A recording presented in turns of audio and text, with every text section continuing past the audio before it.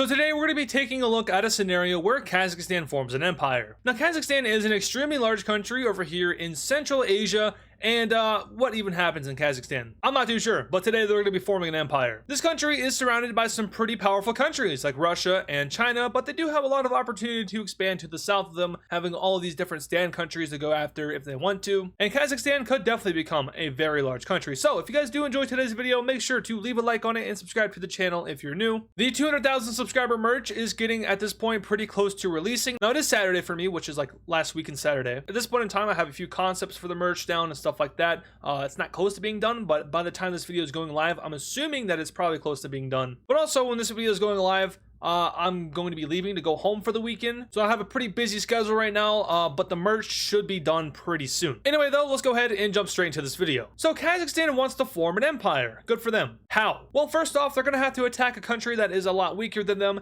and for example, there is the nation of Uzbekistan. Now, a war between Kazakhstan and Uzbekistan would probably be the most boring war in all of history. However, Kazakh troops will be able to easily cross the border and take out the capital of Uzbekistan very, very quickly. And without Tashkent, Uzbekistan might be cooked. Honestly, I don't know a whole lot about these Central Asian countries. They are fairly new countries. Of course, they got their independence from the Soviet Union right after it collapsed in 1991. But what I do know is that Kazakhstan is stronger than Uzbekistan, and eventually Kazakhstan would be able to do a lot of damage to them, especially after taking their capital city. I'm not too sure how long that Uzbekistan would put up a fight for, but I do know that Kazakhstan would eventually win. So to kind of characterize that better, let's go ahead and do that. Boom, they surrender. So Kazakhstan is successful in taking out their first country, and there really wasn't a whole lot of resistance to them doing this because no one really pays attention to Central Asia. Now, also important to note that Kazakhstan is an ally to Russia, kind of in real life. So if anything, Russia would be protecting Kazakhstan while they go on this expansionist quest, which is very convenient for them. And in this peace treaty, we see that Kazakhstan will go ahead and they will fully annex all of Uzbekistan. We also have to remember that these countries are usually buffed in these kind of videos, so Kazakhstan is given some divine intervention and to give them a path to greatness. You're welcome, Kazakhstan. But yeah, they fully annexed Uzbekistan, and now they can start to move their troops to their next target, which is going to be the nation of Tajikistan. You thought I was going to say Kyrgyzstan, didn't you? No, because Kyrgyzstan has a pretty close relationship with China, and maybe Kazakhstan doesn't really want to get any kind of bad relations going with China.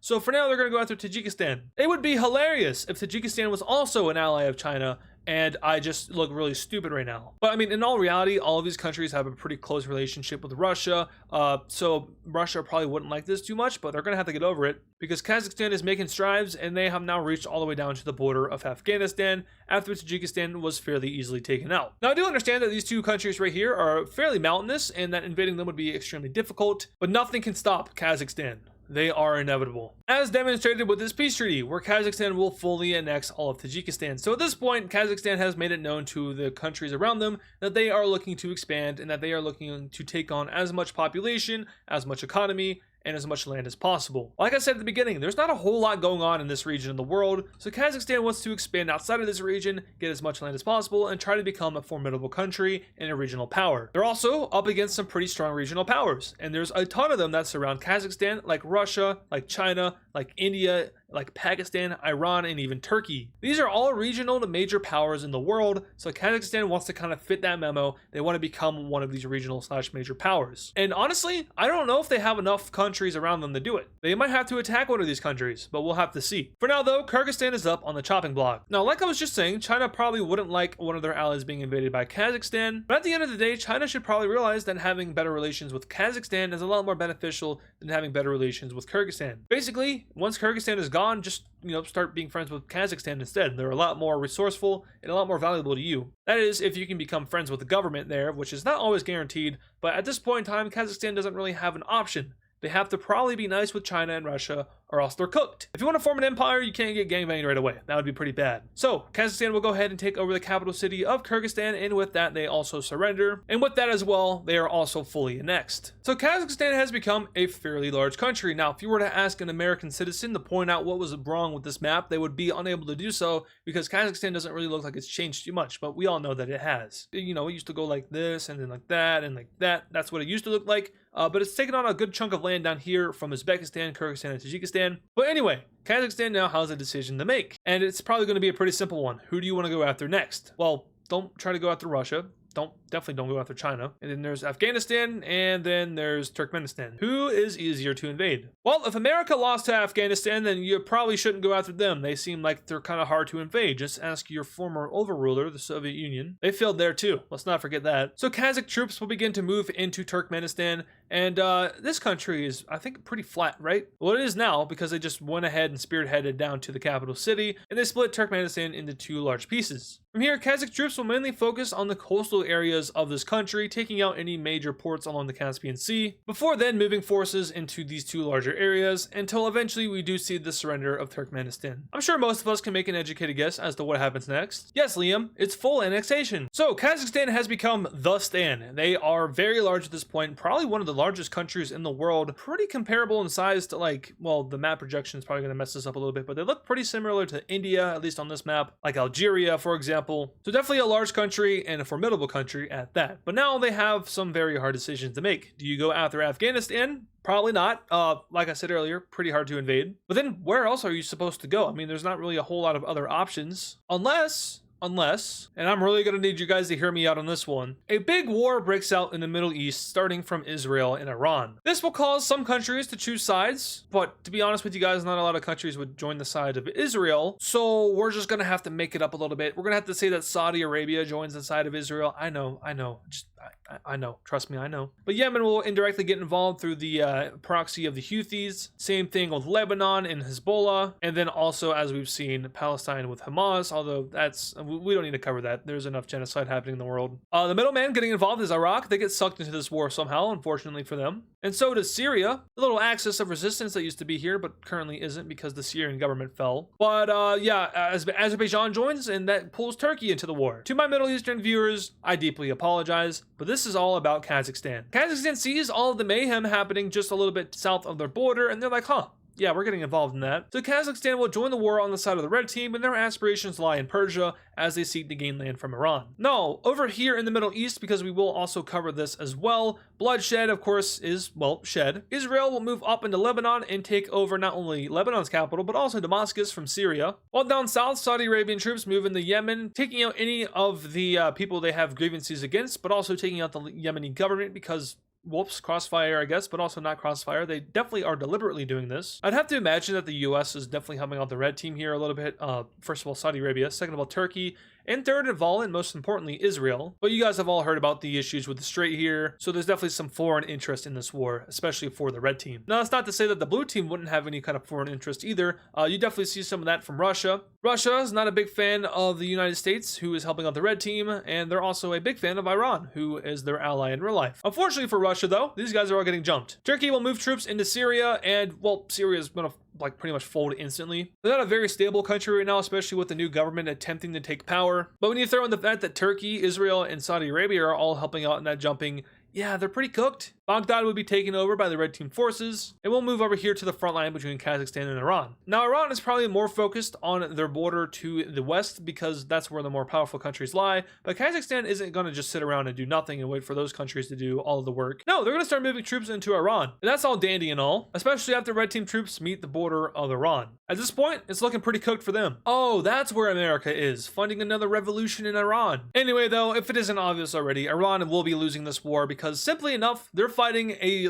three-front war, and anytime you're fighting more than a one-front war, you're just not in a good position. They're definitely not in the driver's seat, and I'm not saying that Kazakhstan would take over all of this land, but, you know, Kazakhstan, once again, divine intervention. Iran gets jumped by everybody, and they lose the war, and now Kazakhstan and their new friends, maybe, or allies, will be able to sit down at a peace treaty and sort this out. And, well, sort this out they do. The Middle East has never looked worse. But starting off in the south, Saudi Arabia will completely annex all of Yemen. We move up to Israel, who annexes all of Lebanon and a good portion of southern Syria. Turkey also takes land from Syria. They take the rest of it, and then they take some land from Iran. We see Azerbaijan also take land from Iran, but that's more so to connect up the exclave that they have between them and Armenia. They also now border Turkey, which I'm sure they appreciate. That looks bad, but, you know, whatever. And then Iran, who, well, they lose a lot of land to Kazakhstan. Now, I don't think Kazakhstan would realistically, even in this war scenario that is very, very hypothetical, would get this much land, but they do. So congratulations to them. That's some pretty good portion of land, and especially how close they are now to Tehran, who has a new government from that revolution we saw pop up down here. So yeah, this is what Kazakhstan is looking like now, and man, that's a big country, but it could always be bigger. So Kazakhstan will now declare war on Afghanistan. They feel like now that after invading Iran and getting all this land under the belt, maybe now they can do what the US and the USSR couldn't. Maybe now they can invade Afghanistan. Well, shit. Okay, but in all seriousness, the Kazakh army will begin to move into Afghanistan, and immediately, well, the word that I just said hits the fan. The Taliban isn't too happy about the Kazakhs moving into Kabul and taking over the capital city.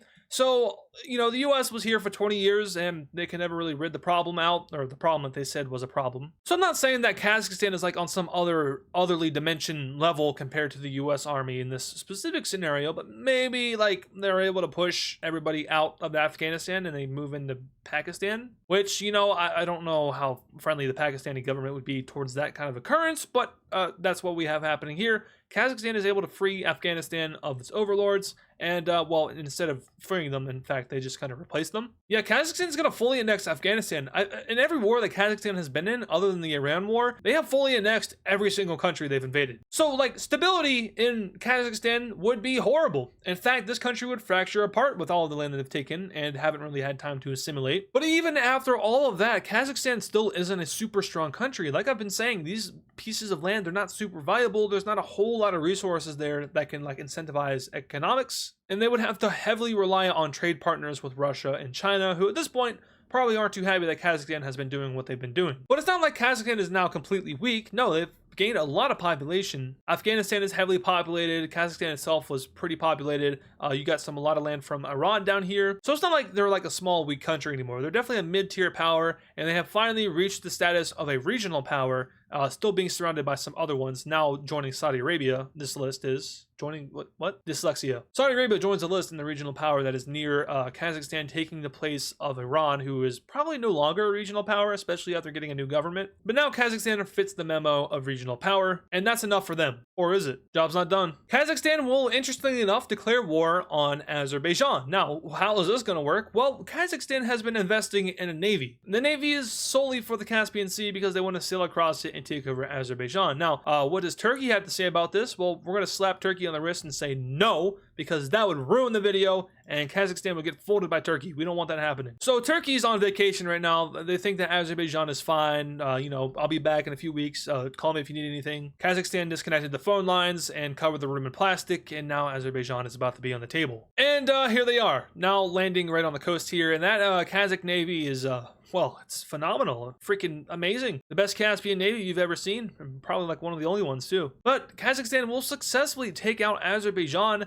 Who is going to stop the Kazakhs? They just keep going. No one's stopping them. I certainly am not going to stop them because, well, you know, it's their video. They can do whatever they want to do. Okay, but now we're going to end the video because this is getting a little absurd. As you can tell, for some countries, it's hard to make them have an actual empire. Like Kazakhstan, for example, it would be extremely difficult for them to do so, and all the countries around them are, you know, fairly small, fairly weak. So it's not like taking these countries would make them all the more powerful. And then again, the thing about economic incentives, sure, they have a ton of uranium here, but that can only be sold so much so, and, you know, maybe Iran would buy some, but definitely don't do that. You're going to get bombed. So yeah, like, you know, it's hard to do empires for some countries. Like, if we ever have to do a Moldova empire, I don't know how that's going to happen. Or like, you know, a North Macedonia empire. That one's actually a little bit more realistic because of the small countries around them. Yeah, Bhutan empire. How? For videos like that, I just have to kind of be a little bit absurd and a little bit all over the place. So kind of like how I was with this video. So if you guys don't like these kind of empire videos, like the normal empire videos that are a little bit more serious, I apologize for that. I am trying to do every single country in the world at some point in this series. Some of these empire videos, they're just not going to be as good as others, and I feel like this one maybe fits that memo, so I apologize for that. Anyway, if you guys did enjoy this video, make sure to leave a like on it and subscribe to the channel if you're new. All the support is greatly appreciated as we're trying to grow our channel and get to new milestones. You thought I was going to say as we're trying to get to 200K, didn't you? We already passed that. We're at 201,000 now. Anyway, let me know in the comments below what country you want to see get an empire next. Thank you all so much for watching, and I'll see you all in the next video. And of course, thank you to all our super fans. This includes Andrew Rowe 2, Bruno Apex, Omega the YouTuber, Terminator, Aiden Shank, Icy Static FN, See What I Do, CTG on YT, AdizzPro, Euroball, Bren, Jazzy Jerboa, Green France Mapping, Nevada Garbage Trucks, Vista, Nightenhood 7353, Big, Big, A Norwegian, RS, and Golden Ball Mapping, Zaylan, Laser Taze, Augusto, Pablo Sigma Cat, and Hammer Toad 45. Once again, thank you guys.